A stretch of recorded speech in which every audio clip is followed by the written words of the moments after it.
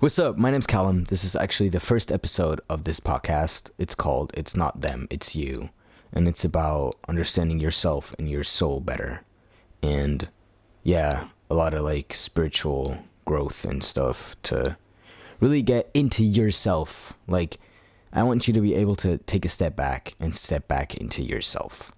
And today we're going to start off with a topic that I've been thinking about a lot recently and that I've learned a lot about recently.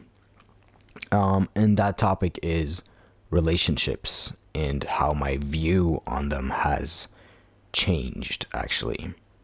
I used to think that relationships were all this like lovey-dovey, you know, everyone's happy, you do everything for each other, you know what I'm trying to say, you know the vision. But actually, I learned now that there is a big difference between love and relationships. For us to understand that, I'm going to put it side to side to you, okay? Love is unconditional. Relationships are not. You can love somebody and not be in a relationship with them. And you can be in a relationship with someone and not love them. Relationships are in fact very conditional. And what I want you to hear is that relationships are not only conditional, they are transactions. They're transactions of value. Same as when you go to the store and buy something, you give money and get something in return that has the equal amount of value, right? Same way I look at relationships now. I can't be sitting here with somebody, giving them my all, trying to communicate with them, trying to be with them, and them not giving me what I need in return, like something of equal value. And all of us, we kind of have different values, and that's why I say relationships are conditional, because these values are actually our conditions for a relationship. For example, my conditions are that my girlfriend, if I had one, she has to be able to communicate and she has to do it well. I can't sit here trying to guide you through a difficult conversation, even though I can and I will if it's needed, but I can't have this talk. Like, I can't have the same talk over and over again and have to explain to you why what you did hurt my feelings or why I thought what you did was wrong. I need to be able to speak to somebody and that person getting my point without being offended. You know what I say? Like, I can tell you, hey, look, what you said really hurt my feelings. That's not to say that, oh, you're a bad person, you're hurting me on purpose. That's to say, hey, look, I would like to talk to you about it so it doesn't happen again. What I want from this conversation would be her understanding, okay, what I did actually hurt his feelings, and I'm going to change that behavior so we can have a good relationship with each other, right? So the transaction is met. The standard is met. And what I want to tell you too is like the relationships that I do choose to have with my, doesn't matter, you know, family, friends, coworkers, they have a shit ton of boundaries. Well, actually not a shit ton, but I have boundaries and I don't play about my boundaries and I don't play about my time. I will clearly communicate what my boundaries are from the very beginning. Same with like, when I get to know somebody and I know that I would, you know, like it to go somewhere romantic, and I know that's, you know, both of us would like it to go somewhere romantic. From the beginning, I ask, hey, look, what are your boundaries? And I will tell her mine. They're very simple, actually. I really, really, really hate being lied to. I really dislike someone lying to me, especially about the little things, because if you lie about the little things, you will lie about the big things. Basically, that's my biggest boundary, but that one's very important because this generation, not only this generation, like this world we live in, it is full of liars and I'm sick of it. So I'm going to hold people accountable. And I will want friends and people around me that hold me accountable as well. Like, I don't understand people that only want to be around people that, tell them what they want to hear. I am not that friend. I will sit there with you and work through everything, but I need you to understand that what you did was also not right. And same with my friends. If my friends are telling me like, no, you're good, you didn't do nothing wrong, like, I'm very self-reflected. I know when I did something wrong, but I don't need that delusional talk. I need someone to check me, because I will check you too. Why would you want to be friends with someone that only ever wants to hear what they want to hear? Like, if you cannot tell someone, hey, look, what you did was kind of fucked up, like, what's the point of being friends with this person if they don't want to hear it? They're not having it. And I cannot stand this type of person. Anyways, I kind of lost track a little bit, but we're going to get back on track. So, if you're not bringing to the table what I expect you to bring, you're out. That doesn't mean I don't have love for you, because I do, but the transaction wasn't met. It's the same as if you went to the store and you wanted to buy an apple, okay? You grab the apple, you like it, it's great. So you go to the cash register, you try to pay for the apple. The cashier scans the apple, puts it in a bag, bam, you walk out, right? But when you leave the store, you look into your bag to look at the apple, and now you take it out and you see, that's no apple, that's an orange. That's not what I wanted. I paid for an apple. So now you have two choices, right? Either you sit there and you're like, well, but an orange is still a fruit. Like, I can work with that, I guess. Or you get back in there and you tell her, hey, look, that's not what I wanted. If you're not going to fix it, I'm not coming back. And that's setting your boundaries right there, right? That's the same thing with any relationship you get in, whether that's with your friends, with a romantic partner, even with your family. If they cannot accept your boundaries, you need to step back a little bit, okay? Now we're going to talk a little bit more about like my experience, okay? When I get a crush on someone, which really doesn't happen a lot, but when I'm attracted to someone and I get their attention, my head will spin, right? Because I will be very much like, oh my God, she's so perfect. She's so this, she's so that. And actually, that's what it used to be. Now, I kind of changed. And, like, I do need to be a little bit of my delusional self. And I think we all do, especially when it comes to, love and being in a relationship. But we need to keep ourselves in check. Instead of being all delusional and stuff, I started to actually focus on having my boundaries respected. And with that, I started to see people the way they actually are, instead of, looking through your little pink sunglasses, trying to see everything as perfect. You realize, there are some things I don't like, right? So I want to tell you about the last talking stage that I actually had. And it was crazy because I did like her and I thought she was very attractive, but I kept an eye open for the red flags, and this time I did not ignore them, right? And I clocked her shit immediately. It was crazy. Because she did really like me, but she could not, get up to my standards. For example, she was not able to communicate for shit. She was, what we call a man hater. And I'm fine with that. Honestly, I get it. That's okay. So she would be a little bit more careful, and that's good. I like that about a person. But she would, always make these comments saying, "Oh, you men are all the same. I can't trust any of you." And, I get where that came from, but at the same time, it was very hurtful to me, right? Because I haven't done anything for her to think that she cannot trust me. So I spoke to her about it. I was like, hey, look, I understand where that's coming from, but I think it's a little bit hurtful if you include me into what you're saying. Because she specifically said, you guys. She didn't just say men, she said, you guys, to my face.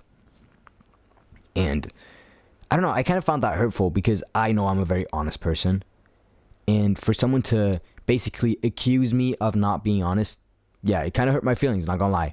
So I talked to her about it, and it wasn't like a deep conversation at all. I was just like, hey, look, I just kind of like want to understand where that's coming from and what I can do to make it better.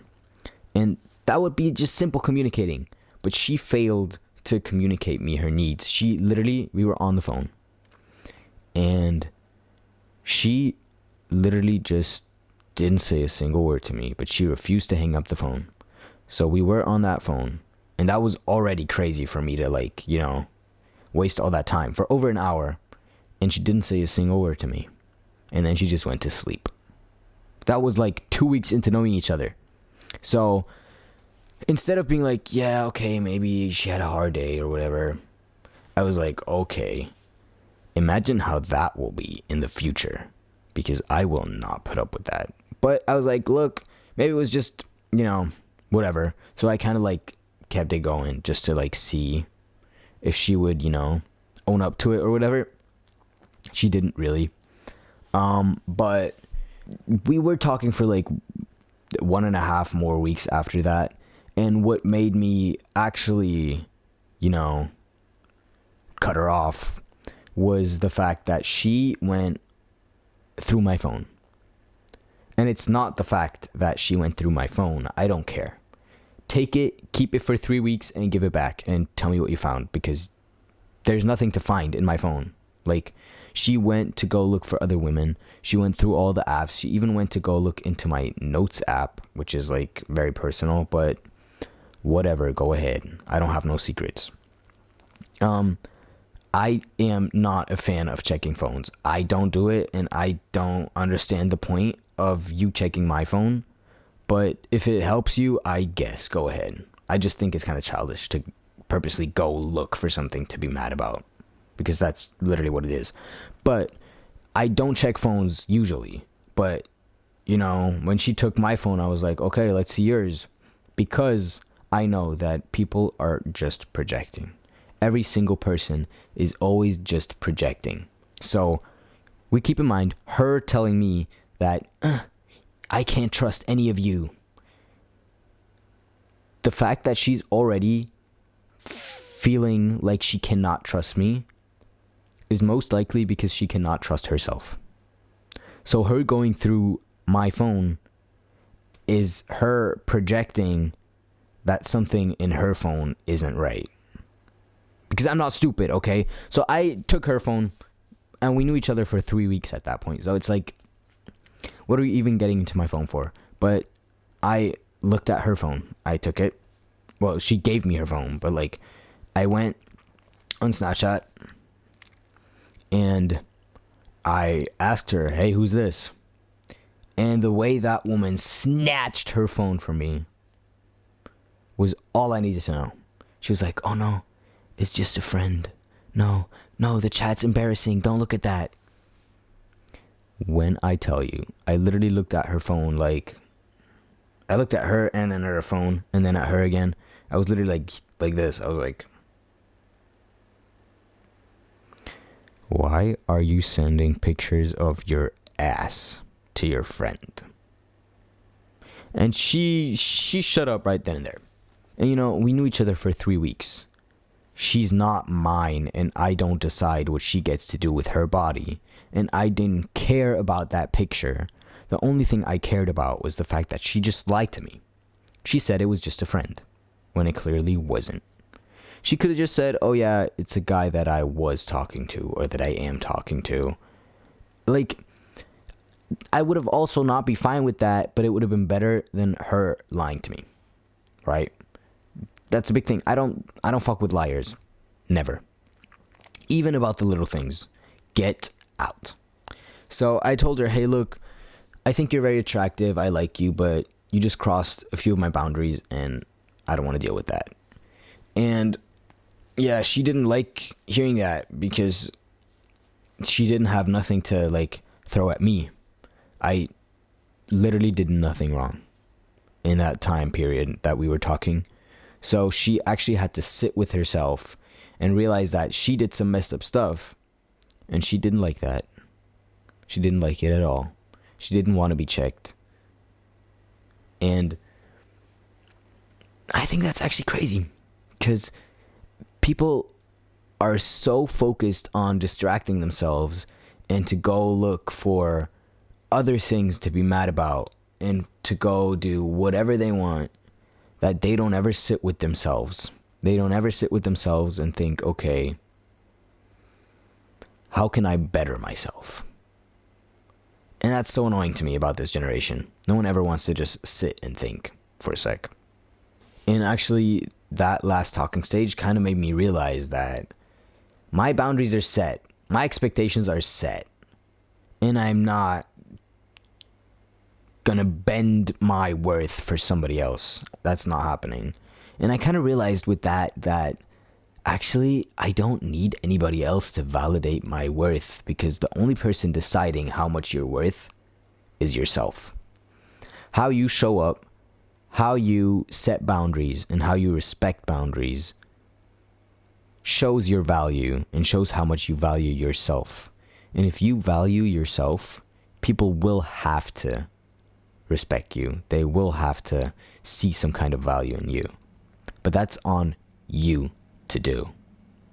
I have so much love to give. So much. My heart is full of love. Everything I do, everything I say comes from my heart, comes from love. But I just realized that nobody really deserves it. At least in a romantic way. I have great friends. I have the most amazing friends and I love them all so much. And that is because we can check each other, we can set boundaries, we can not talk for 3 months and then get back to each other and it'll be the same. It'll be like we just met yesterday.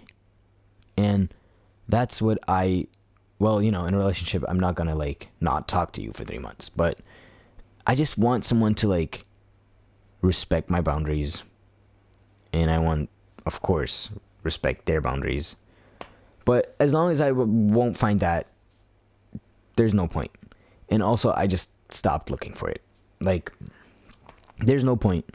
I'm so caught up with myself in a good way. Like, I just want to be by myself most of the time. I want to, like, reflect and do shit, be productive.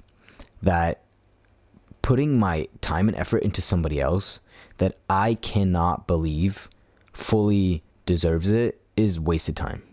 Wasted time, really. Because I could put that into myself, into something I like to do, instead of trying to teach some lady how to actually treat me right. Not even me, like how to treat a person. And I don't want to deal with that. I really don't.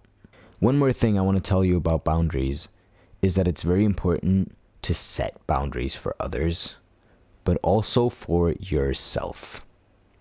If you set boundaries for others, it's still very easy to cross them if you don't check yourself. You need to be able to be like, you just crossed my boundary and I don't like that. But also you need to be able to say that to yourself. If you set a boundary for yourself to not let somebody, to not let somebody talk down on you, and then you stand there and somebody talks down on you and you don't defend yourself, you just crossed your own boundary, and that's weak. You need to set boundaries for yourself, and you need to stand up for yourself. You need to be there for yourself. That's all you have, really, is yourself. These boundaries are very, very, very important for all aspects of life. One more thing I want to add is that you need to start being okay with being alone. And I'm not talking about sitting in your room like this all day for like 9 to 10 hours on your phone. That's not being alone. You're distracting yourself. You need to be okay with your phone being on flight mode, somewhere on the other end of the room, like mine is right now, and to actually sit with yourself and think. What I do, I journal a lot. I write down my thoughts and feelings. I write down what I want to talk about for this podcast. Actually, I have a lot of topics I want to talk about and a lot of good stuff that I can share with you guys. And yeah, you need to be okay with like actually doing shit. A lot of us, we're always like pushing shit, like, yeah, okay, I said I would do it, but I can do it tomorrow. And then tomorrow turns into next week, and next week turns into never. And that starts with simple things like cleaning your room. I just did today. I vacuumed, I tidied, I cleaned the shelves, I cleaned every shit. Every shit? I cleaned everything. And you need to like actually be able to sit with yourself and do productive shit. You need to stop using that damn phone, because I promise you, it is that damn phone. It's keeping you from being productive. It's keeping you from being creative. It's keeping you from actually sitting with yourself and realizing what your values are. Because I can bet a lot of your values that you have right now, you picked them up from social media. You picked them up from somewhere, from someone. You were like, I mean, they got a point. And then you just sat with that. But did you ever actually sit with yourself and think, okay, what do I value in a person? What do I expect from a transaction between two people? That's the questions you need to ask yourself. And you need to be okay with also, asking yourself the uncomfortable questions and actually sitting with them. You need to be able to sit with your pain and your silence in order to grow as a person. And that's kind of difficult to do. But let me tell you, first step is to put that damn phone away. My screen time every day is under 2 hours. And it hasn't been for very long, but since I drastically changed my screen time, it used to be 9+ hours a day. Now it's under 2 hours. I've been so much more productive. I've been so much more in touch with myself. I've been happier. I literally, just best thing ever. I only use my phone to write down notes, and actually I think that's pretty much it. Like, yeah, that's pretty much it. To write down notes and read news. That's it. And that really changed a lot. So be okay with being alone.